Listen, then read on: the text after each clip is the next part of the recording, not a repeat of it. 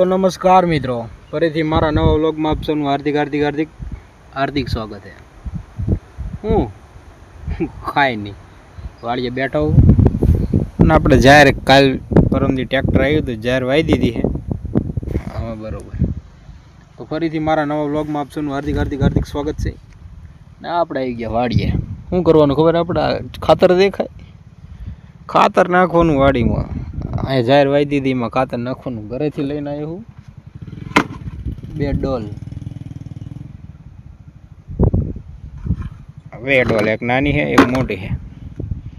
ઓલી બાજુ કપા છે પાછળની સાઈડ. હજી વરસાદ બીજી વાર એમાં કપા વાઈ દીધો. બીજી વાર મતલબ કે હજા ખાલા હતા એ બુરી દીધા હે. હા વરસાદની રાહ હે. વરસાદ આવી જાય ને તો એ બધો કપા ઉગી જાય. કે વરસાદ નહીં આવે તો એક કપા ઉગશે નહીં. સારું હાલા, હું ઠેલો બેલો તોડું ઠેલો તોડું અને ખાતર નાખવાનું ચાલુ કરું. આવું યાર આપણે હમણાં કાંઈ ને વ્લોગ બનાવવાનું મન થતું નહીં. શી ખબર શું કારણ હોય? કારણ કે વ્યૂ આવતા હાવ બંધ થઈ જાય. ચેનલ ઉપરમાં આવી જાય, મોટી સ્ટ્રાઇક આવી જાય હોય. શી ખબર હું આ રામ જાણે કંઈ ખબર પડતી નહીં. યુટ્યુબવાળાનું શું કરવું યાર? એ કંઈક કરો યાર તમે. આવા વ્યૂ બંધ કરી દેવાના, અમારી ચેનલ ફ્રીઝ કરી દેવાની. કંઈ વાંધો તમને અમારે એમ કંઈ બગાડ્યું તમારું? કંઈ વાંધો નહીં. વિડીયો તો આપણે તો બનાવવાના છે, ચાલુ રાખશું, ધીરે ધીરે બનાવશું. સારું હાલો, હું થોડુંક ખાતર બાતર ઓલું કરી નાખું. મળીએ થોડી વારમાં.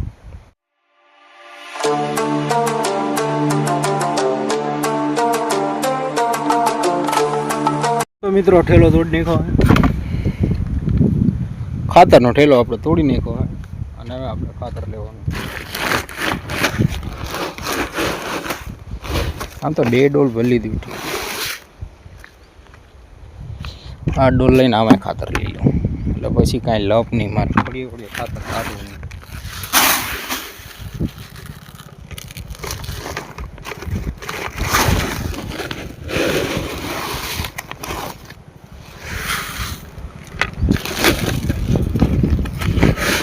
સ્ટેન્ડ લાવવાનું ભૂલી ગયો નહીં, મારે ડખાઈ ગયા. સ્ટેન્ડ હોત તો હું શાંતિથી માઇક બાઇક લગાવીને એવું બોલો જ ને. બોલવું કે કામ કરવું ખબર નહીં પડે.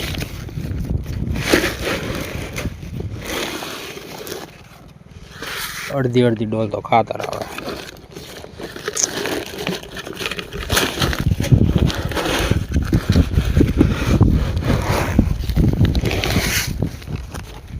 સારું હાલો, માંડી ખાતર છાંટવા. તમને ખાતર છાંટી જ મારે જમ બધાવું. સ્ટેન્ડ લાવ્યો ને તો વાંધો.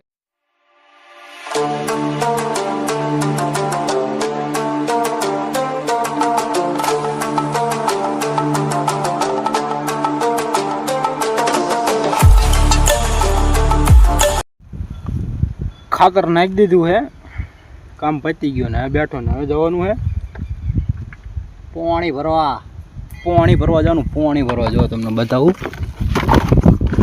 ખાતરની ઠેલી ખાલી કરી નાખી આખી.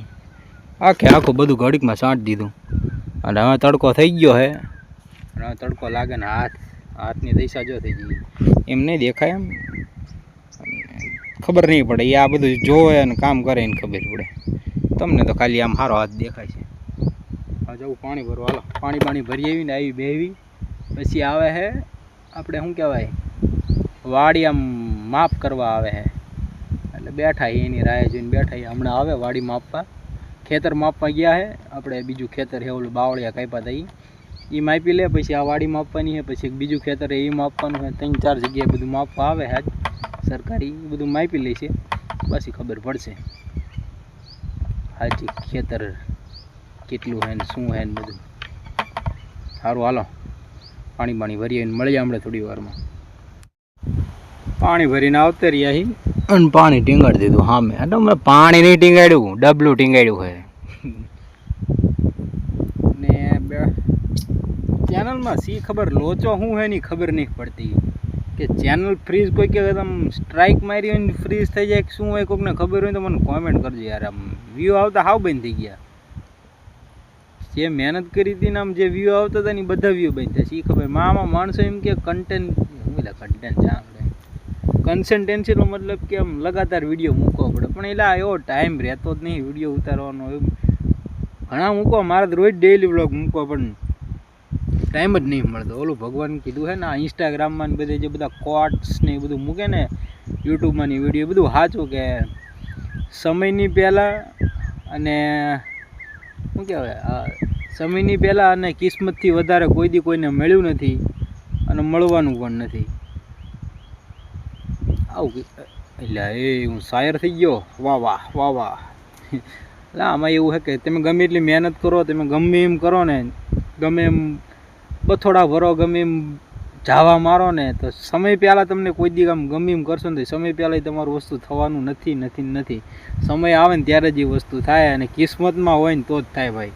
તમે ગમે એટલી મહેનત કરો પણ તમારા કિસ્મત ખરાબ હોય ને ભાઈ, એટલે પૂરું. અને કિસ્મત તો મારા હાવ એટલે હાવ કેવા ખરાબ હે નહીં તો મને ખબર હે.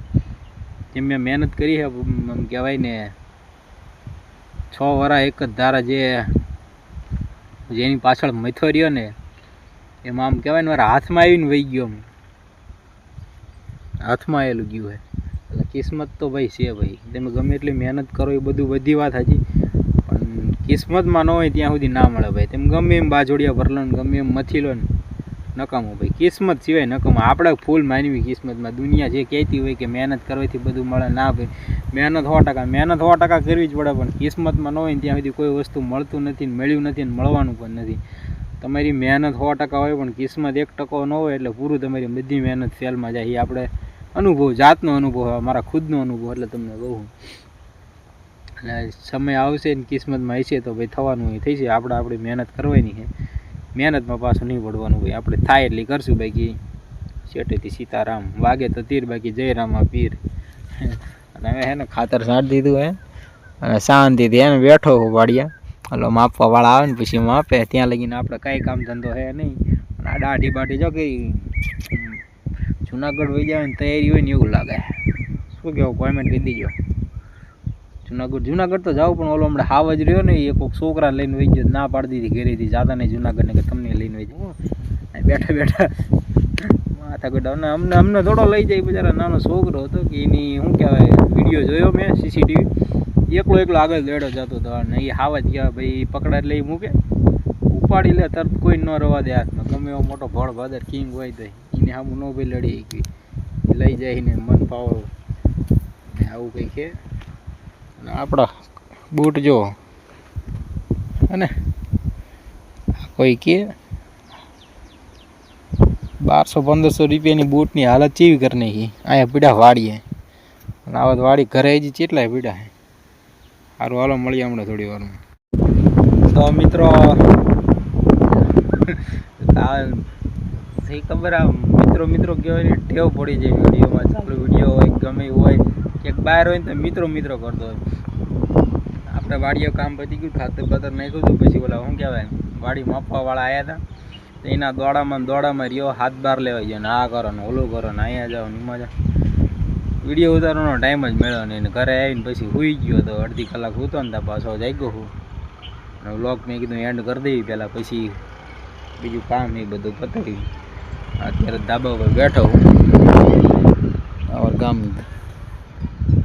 હું આમ સારું આ બેઠો હું. હવે એડિટિંગ કરીશ આખો વ્લોગ. અહીંયા બેઠા આ જગ્યા આપણી એડિટિંગ કરવાની, ધાબામાંથી બેઠા એડિટિંગ કરીશ આખો વ્લોગ. અને વ્લોગ મૂકીશ લગભગ તમે જોઈશો એટલે આજ એટલે કાલ વ્લોગ આવશે 6:30 એમ. તો કેવો લાગ્યો આજનો વ્લોગ? જો સારો લાગ્યો તો લાઈક, કોમેન્ટ, શેર, સબસ્ક્રાઈબ કરવાનું ભૂલતા નહીં. ચેનલ ઉપર નવા હોય તો ખાસ કરીને સબસ્ક્રાઈબ કરી નાખજો. મળીએ નવા વ્લોગમાં, ત્યાં સુધી બધાને જય શ્રી રામ.